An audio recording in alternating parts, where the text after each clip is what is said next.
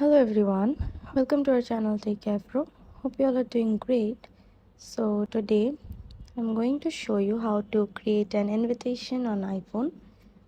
Go to calendar and tap the calendar, and then from here you can see new event.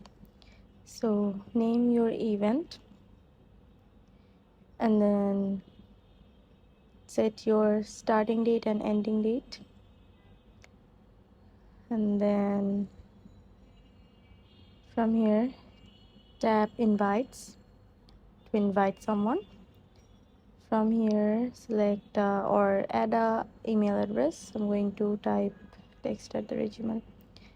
So from here you can send someone invitation. So now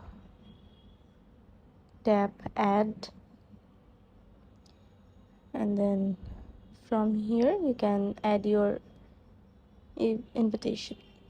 So this is how you can create an invitation on your iPhone. Thanks for watching. Hope this video helps you. Don't forget to subscribe to our channel and don't forget to hit the bell icon button. See you in the next video. Bye bye.